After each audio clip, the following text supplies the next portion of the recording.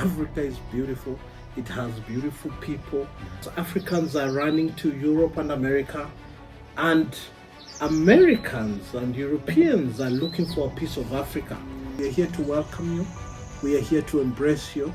And we're here to host you. We limit our minds to myopic mindsets. So my challenge to people abroad is... Welcome to today's video. Today I have a guest here with me. His name is Elijah. He's Kenyan but used to stay in the UK but came back to Kenya a few years ago.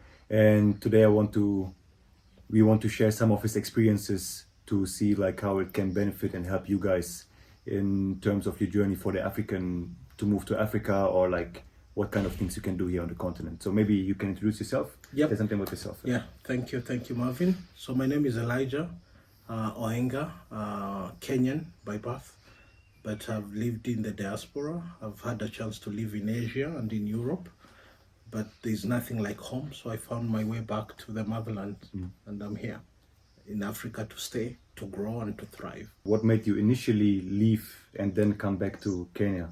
Yeah, so I left to go for my studies in the UK, and I was in London for a while. Then I did work after my master's, but I've always had a pull and push to come back home.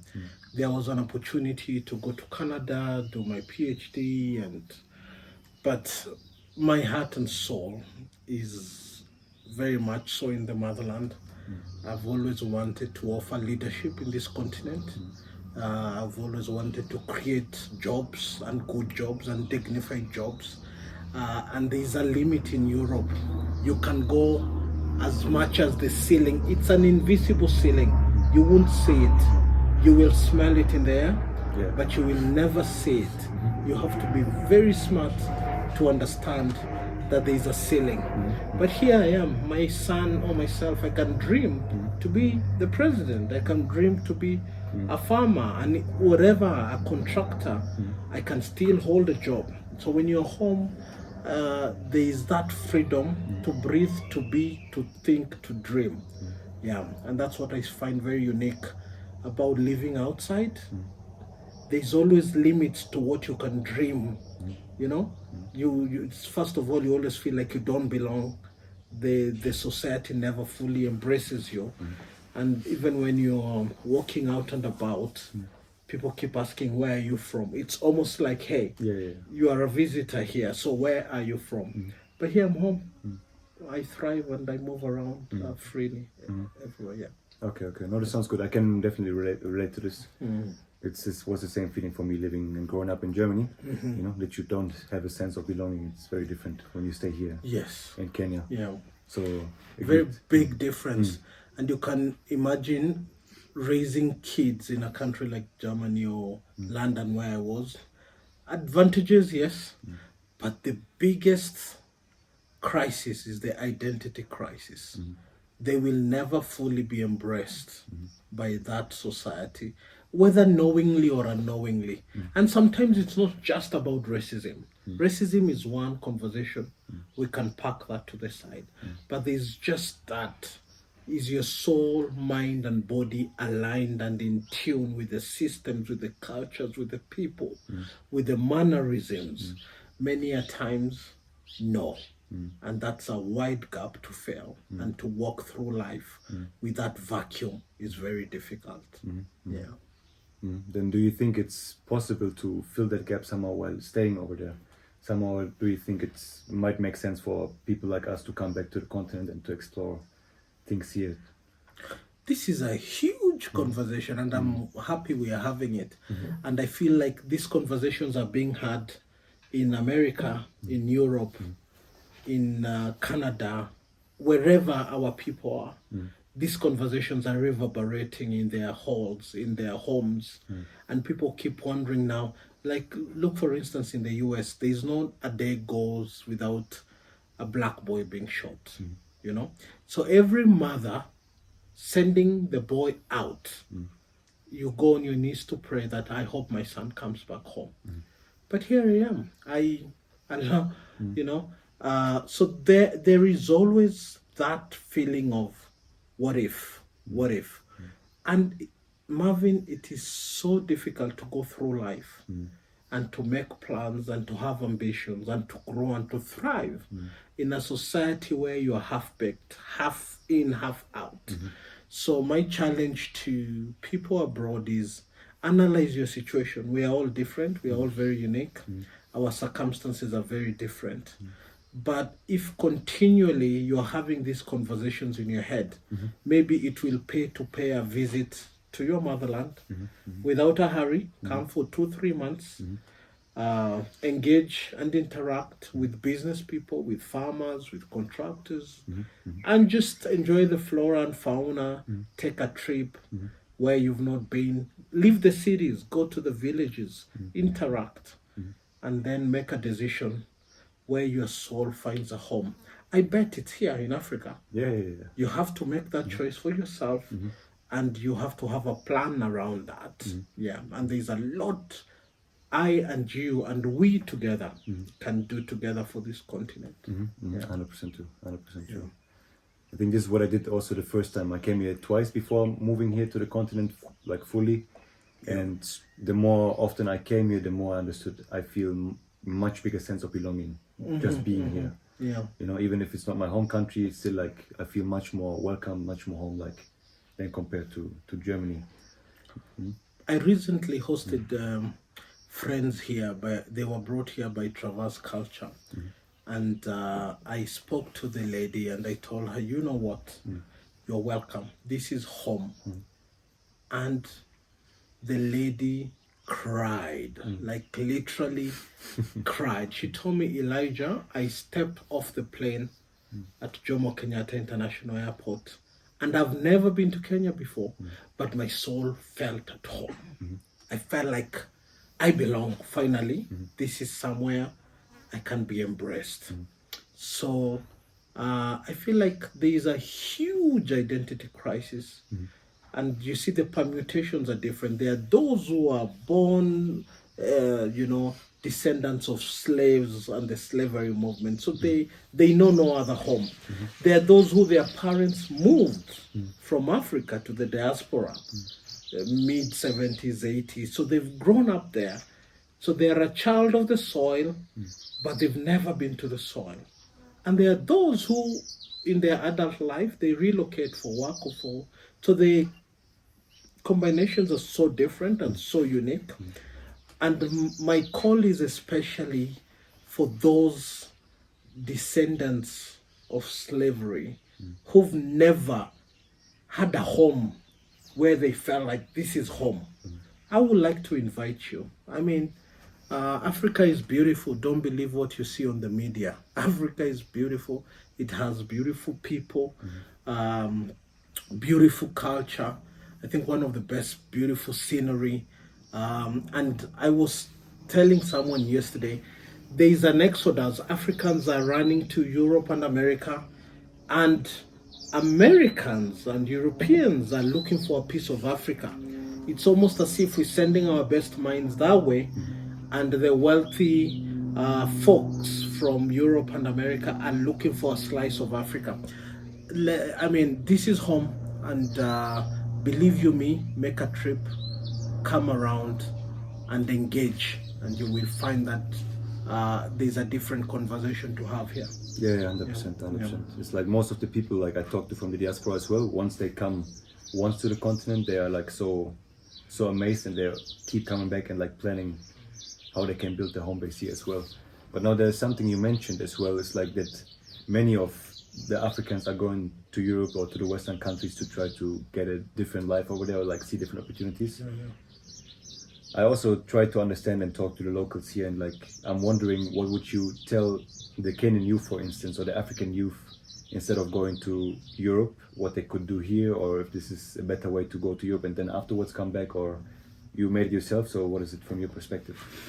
Wow. Good question, Marvin. That's a good question. And I think today is the anniversary of Thomas Sankara of Burkina Faso. Oh, okay. You know, great guy, great leader. And I like the new leader in Burkina Faso, Traore. You can see how within a year he's creating jobs, creating opportunities, and creating conversations that can resonate with the rest of the continent. So there's nothing out there. Even if you were to go out there and get a job, it will come with some level of sacrifice that sometimes calls for you to give up so much of what you hold so dear. This continent is beautiful and has a lot of opportunities. I like the conversations that are happening country to country, from Sudan to Nairobi to Ethiopia to Rwanda to Burkina Faso, Cote d'Ivoire.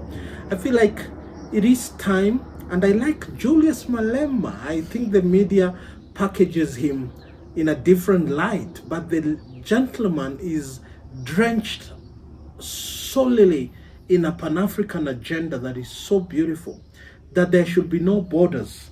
We should interact and share, and then start trading opportunities. There's a lot our youths in Kenya could do elsewhere, and vice versa. It is easier for Africans to trade with Europe than to trade among each other. It is cheaper and easier to fly to Europe than to fly to West Africa, for instance. We don't use the same currency. We don't speak the same language.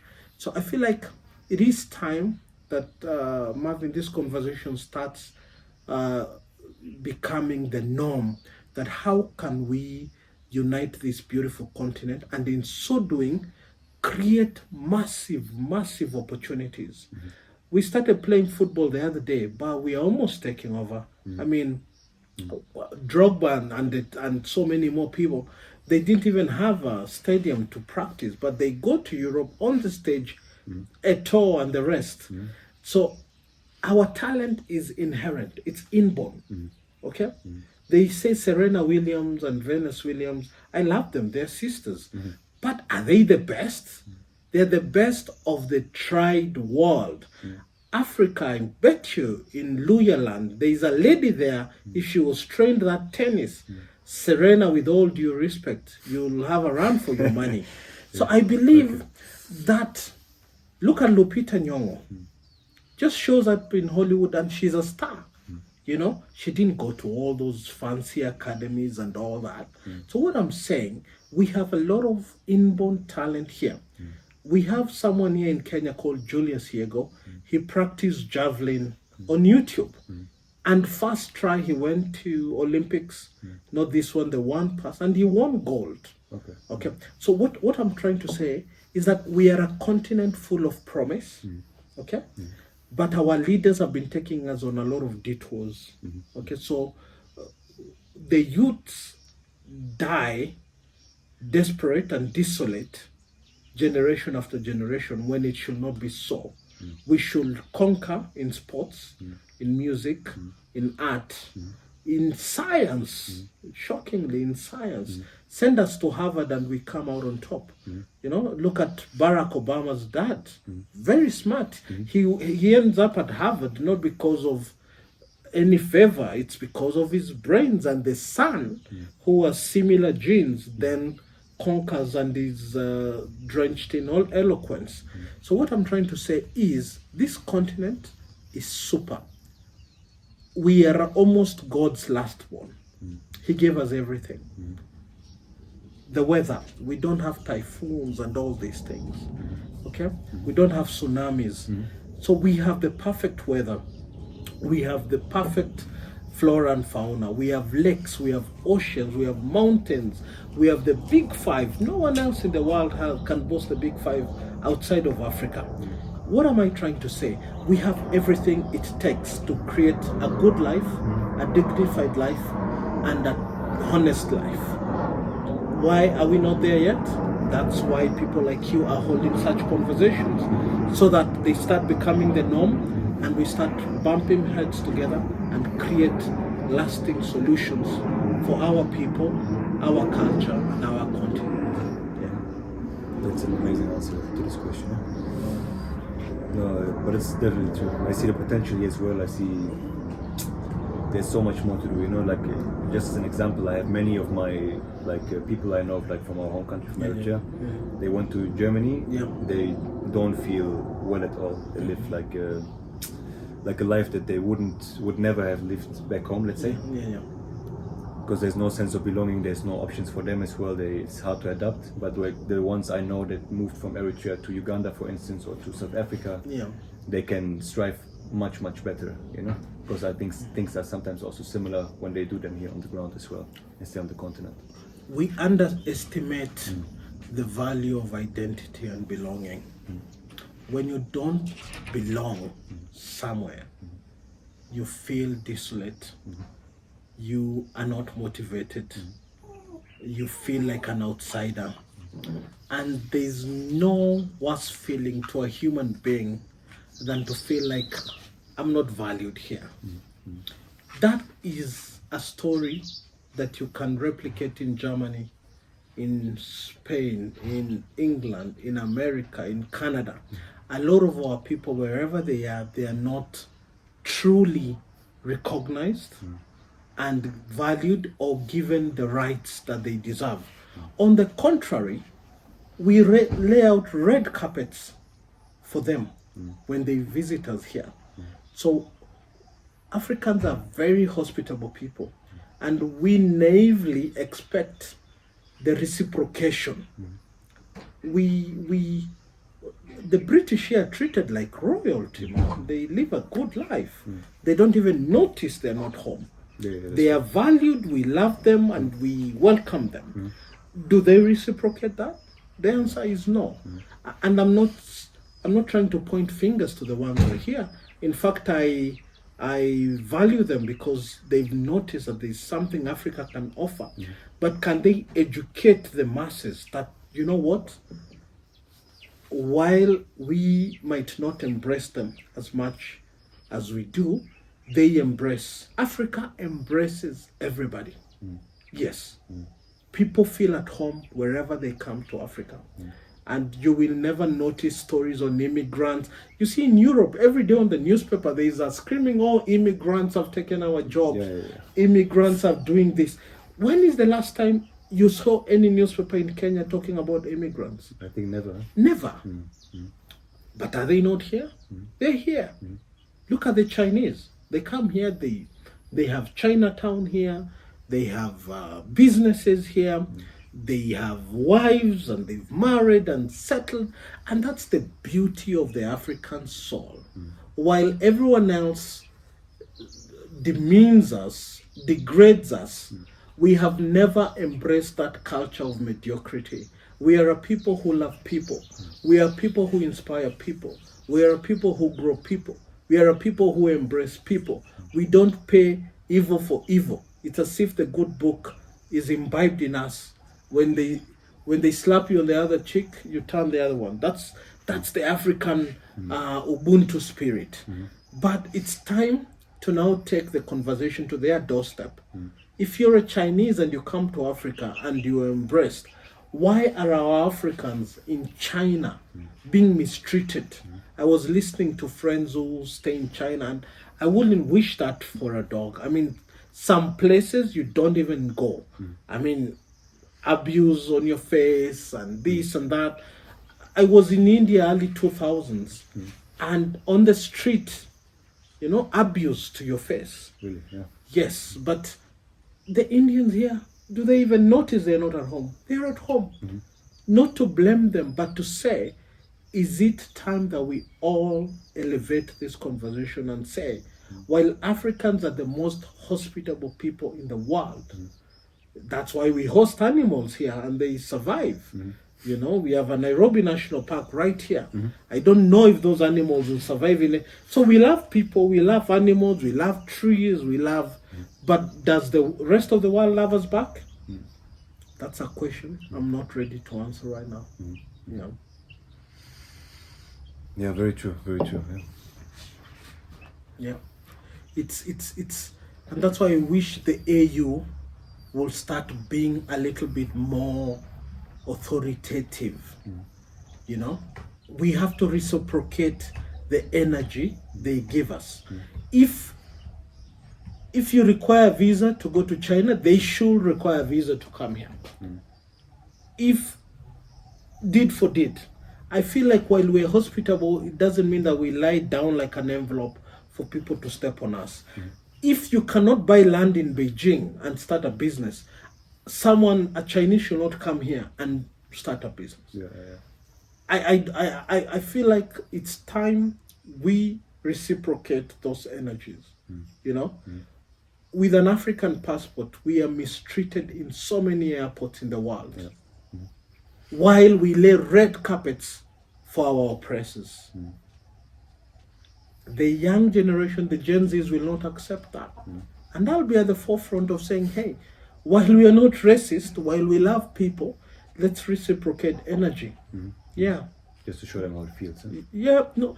And even to start making them understand that maybe this is what we've made these people go through all their life.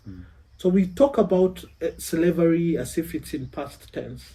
We talk about racism as if it was something that, no, these things are alive in policies, in visas, in how we are treated at the airport counters, alive in how the glances you get in, a metro bus somewhere in, New York or somewhere. So Africa, we are open for business. We love people. But if I cannot start a business in your country, you shouldn't start a business in Africa. If I cannot get work permit or a license for a profession or citizenship, heck no. You shouldn't have the best of both worlds while have the worst of both worlds. It shouldn't work like that. No, I agree. Yeah. 100%. Then maybe you can tell me as well, like what, because I had the chance now to spend some time here at your place at Ubuntu.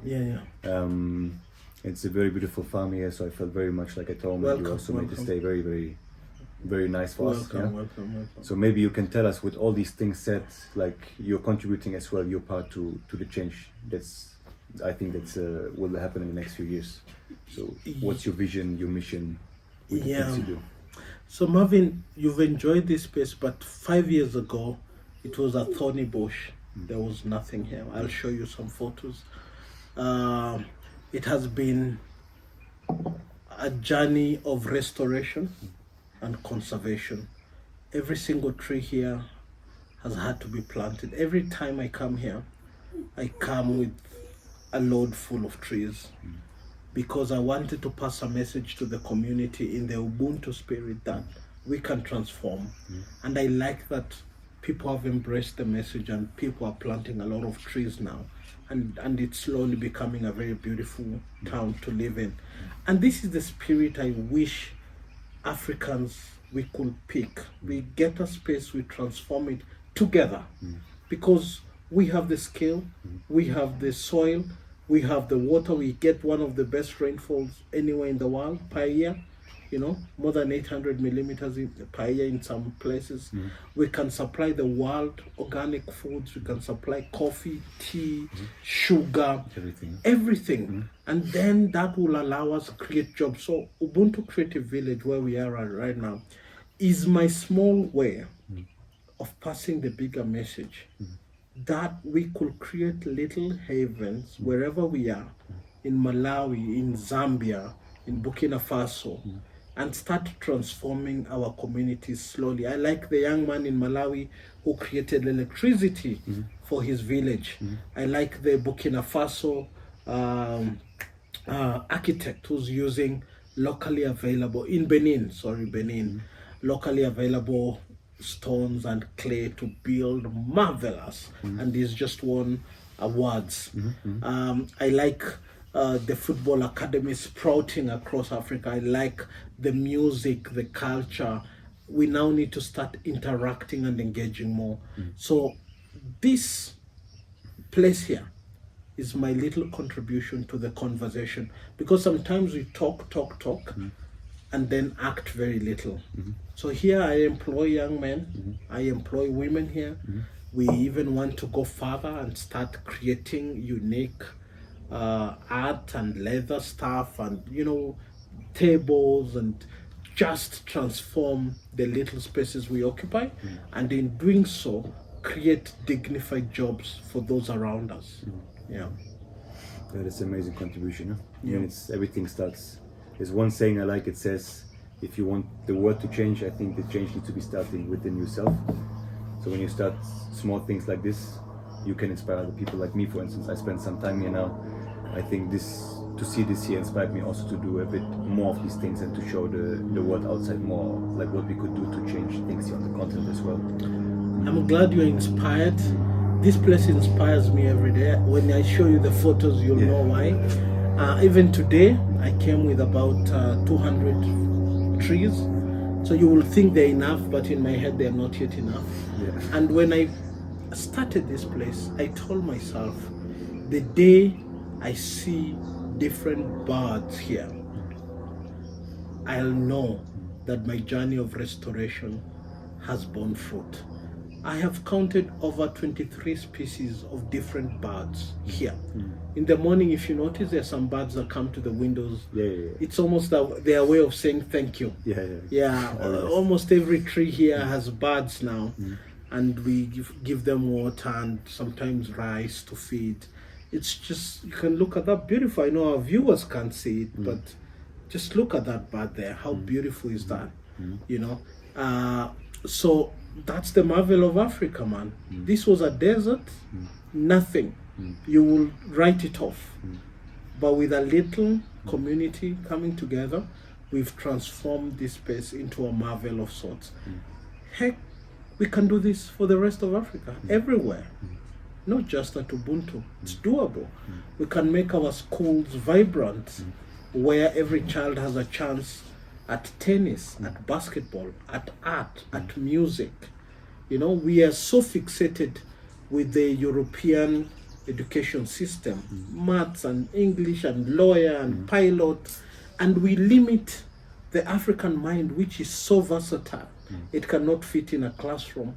The African mind fits in nature. The African mind fits in the wild. We are thinkers, we are movers, we are innovators. I think classrooms are one of the worst inventions ever. They prepare us for factories and conveyor belts.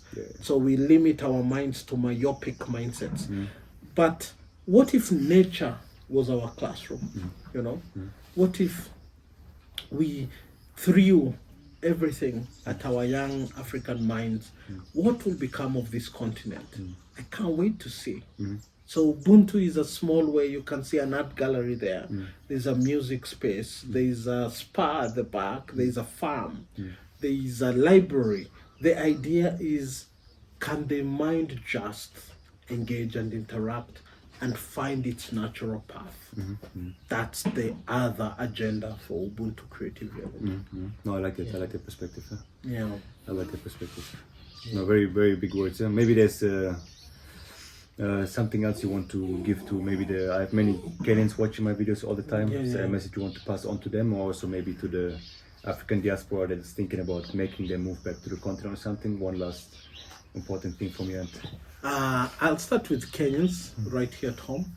If you're watching this channel, and I'll thank you for creating such spaces, for such conversations. They are long overdue, and I hope more people can start such conversations.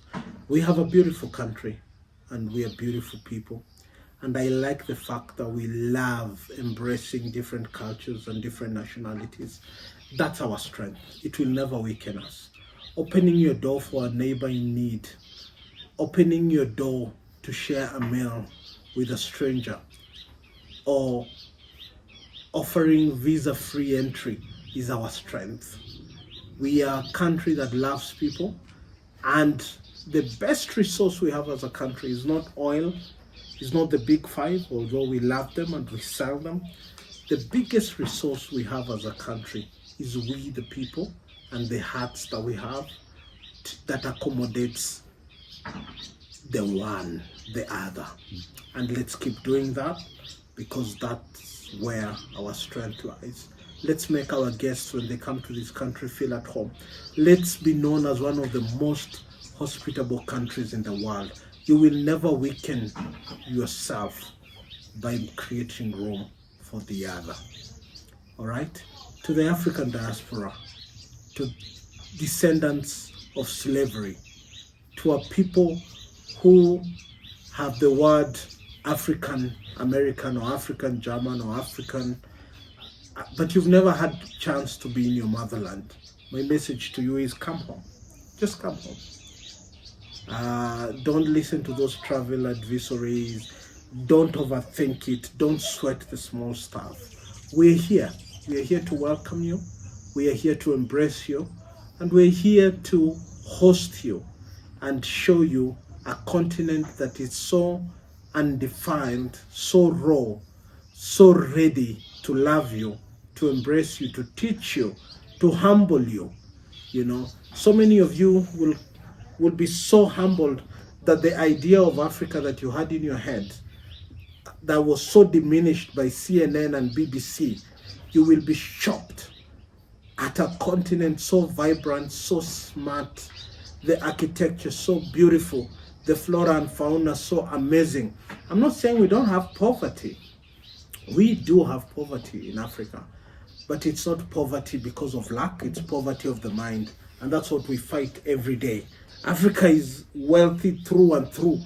It is our mindsets, and that's why we're going to be on these channels day and night until our people embrace a different way of thinking. You know, we are rich, just our soil, our weather. Look at this beautiful weather, man. You know, yes, almost like this throughout the year.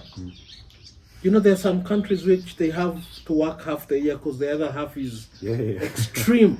Yeah. This is a continent that is vibrant January to January.